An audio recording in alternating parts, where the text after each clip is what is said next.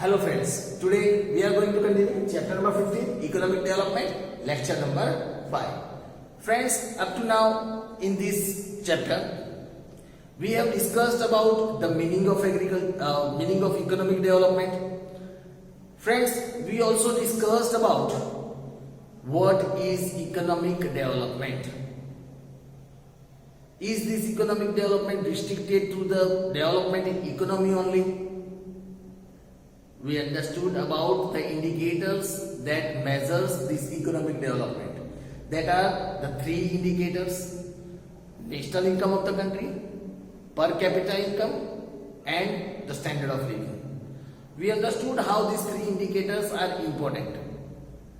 After that, we also discussed about the major differences between economic growth and economic development. Friends, we discussed the major differences. Like the first major difference was on the basis of types of development, in which we discussed that these types of development are seen on the basis of quantitative aspect and qualitative aspect.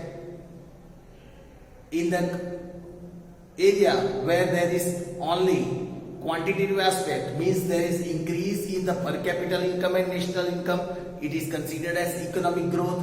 While on the other side, where we can experience, where we can see qualitative aspect, that is the increase in the standard of living of the people, that is considered as economic development. The second major difference that we studied, that is the different types of production and the increased changes in the economy, in which we understood that due to the increase in production, due to different researches in the production field, if we get the increment in that is considered as economic development. We understood about that through taking the example of the farmer and his farm. When the farmer makes a huge production, increase in the production by using hybrid seeds and lots of researches in its farms, then it is considered as economic development. But if the farmer increases the production by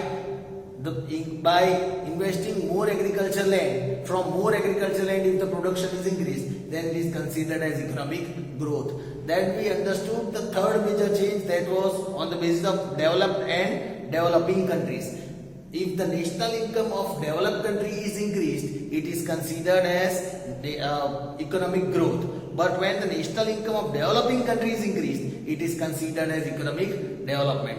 Friends, after that we started about learning about the features of this developing economy, features of these developing countries, in which we have up to now we completed up to understanding the 5 major features. First, we started with less per capita income, means in this type of country, the economy, the national income of the country remains less, due to which it affects the less per capita income. The per capita income remains less because the population is also very high. We understood the second feature, that is the population growth, in which we understood that the population growth is 2% or more in such kind of developing countries, which affects the national income and the per capita income of the developing countries. The third aspect that we learned was the dependence on agriculture. The main occupation, the primary occupation of the people of these developing countries is agriculture. 60% of the people are dependent on this agriculture, and while the contribution in the national income through this agriculture occupation is only 26%. This shows that the income of these people involved in the occupation of agriculture, their income is very low, and that is why their standard of living also remains low. The fourth we understood, the fourth was that we understood is about the unemployment. In unemployment, we discussed that unemployment in these countries ratio is very high, right? The ratio of unemployment is high, more than 3% or more than 3% of the population of that country, they remain unemployed, and So friends, here when the unemployment ratio is more than 3%, this shows that major people of this country are unemployed. This affects the national income and the per capita income of any country. Another feature that we understood in the previous lecture was the unequal distribution of income. We learned how the 20% of the rich people of our country shares the 40% of our national income, while on the other side 20% of the poorest people, they share only 10% of our national income. So here we can see there is a clear difference or unequal distribution of income as well as the production, and that is why due to this unequal distribution, major income of our nation remains in the hand of the 20% rich people. So friends, we learned up to these 5 features of this developing economy. Today we will continue by learning some of the other features of this developing economy.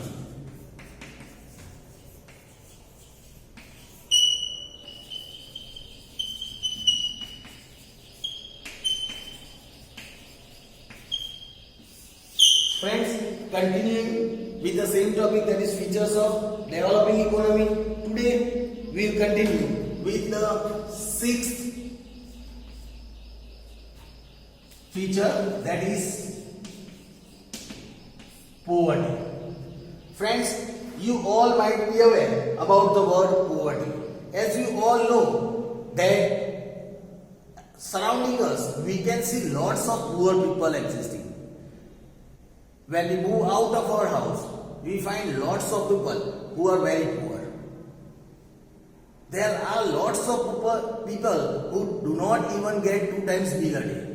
We can experience a lot of poverty in our country. Here we will discuss about the 6th feature, that is poverty. Poverty is one of the major characteristics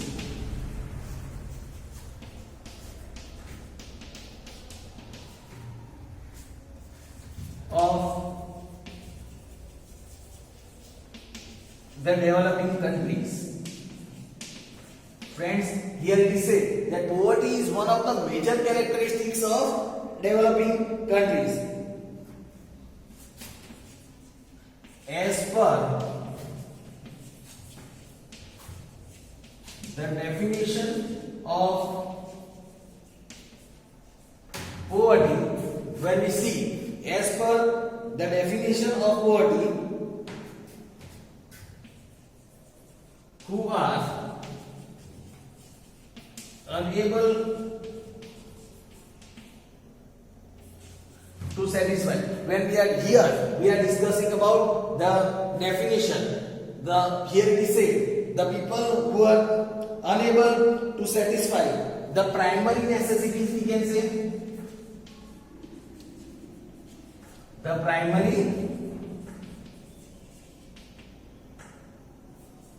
primary necessities such as food, shelter, clothing.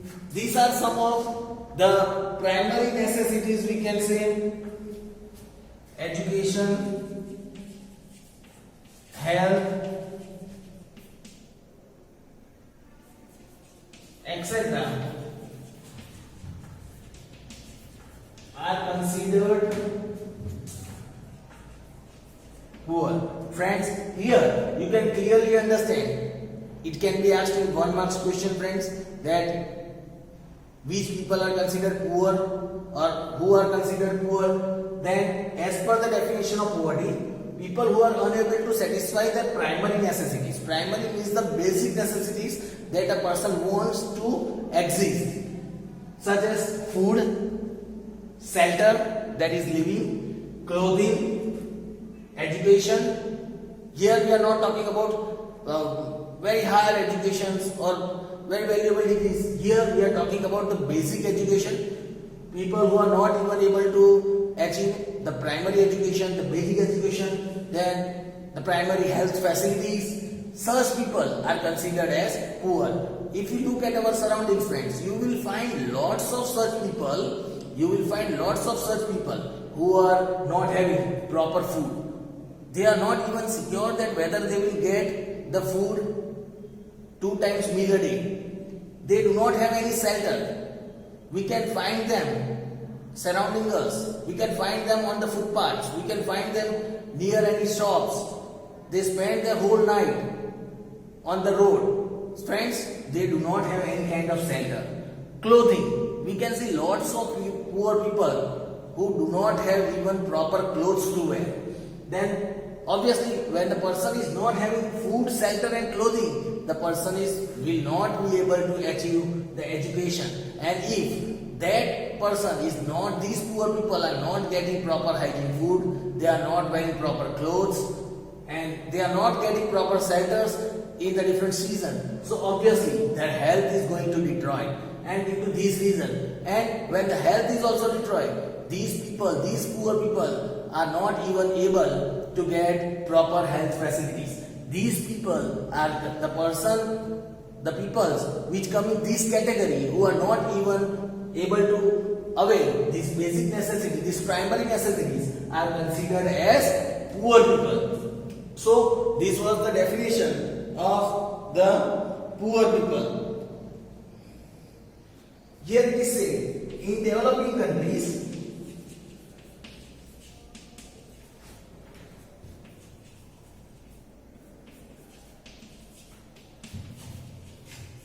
these people, if we talk about these poor people, in developing countries, these people constitutes about 1/3 of the total population. Friends, here we can clearly see that in developing countries, the ratio of these poor people is also high. 1/3 of the population is found living in the poverty.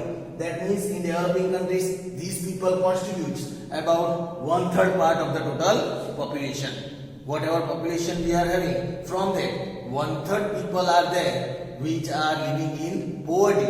They are considered as poor. So friends, you might have understood about this feature, that is poverty. It's one of the major characteristics of this developing country.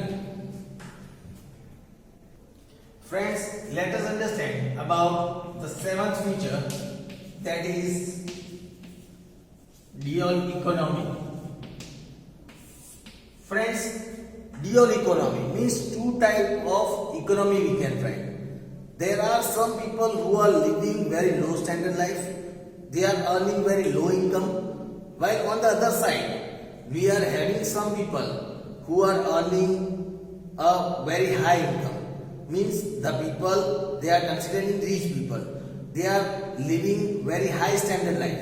Here we are going to learn about another important feature of these developing countries, that is this developing economy, that is dual economy. Developing countries have dual or mixed economy. Friends, here it is said, in the developing countries we can experience dual or this mixed economy. On one side, these countries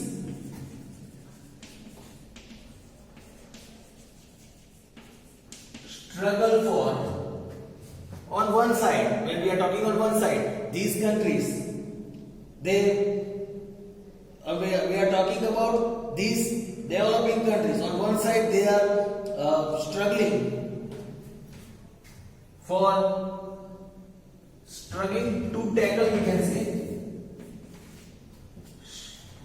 these countries struggle to tackle problems related to different factors. Here it is said on one side, these countries struggle to tackle the problems related to backward. We all know that these countries are struggling towards backward and obsolete farming. We are trying towards this backward and absolute farming practices. Usage of old machineries.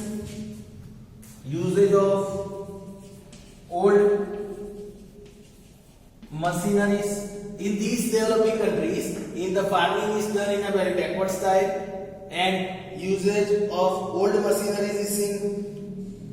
Orthodox social structure we can see. Orthodox social structure. The structure of the society is very orthodox. They remain orthodox in the society. Less production is seen in villages. Less production in villages.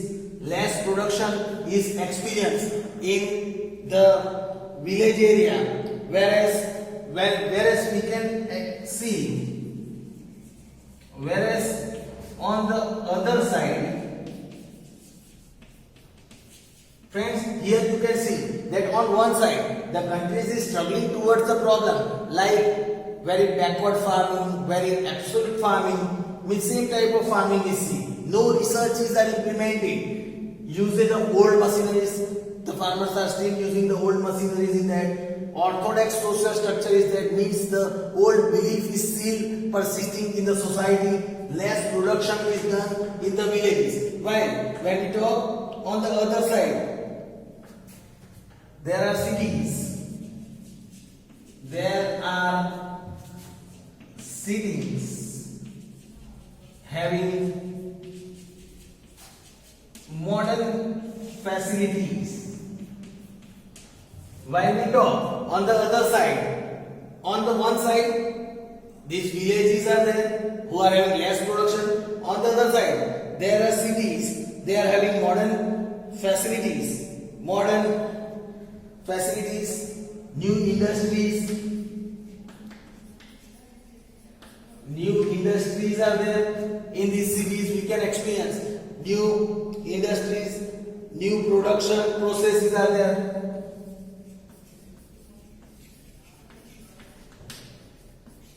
New production processes are also experienced in these countries.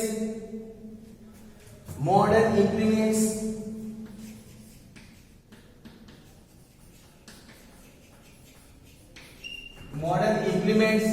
And sophisticated lifestyle.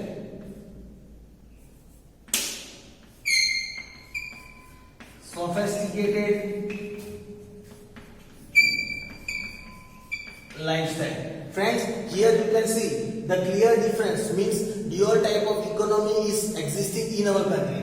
On one side, totally backward, absolute farming, old machineries are used, orthodox social structure is there, they are living low standard of life. While on the other side, we can also experience there are several cities which are having the modern facilities, new industries are developing, new production processes are going on, modern implements are used, and they are living very sophisticated lifestyle. And due to this reason, we can experience this dual economy as an important feature in the developing countries or developing economy. So friends, today we discussed about these two features, that is the two important features of developing economy, that is poverty.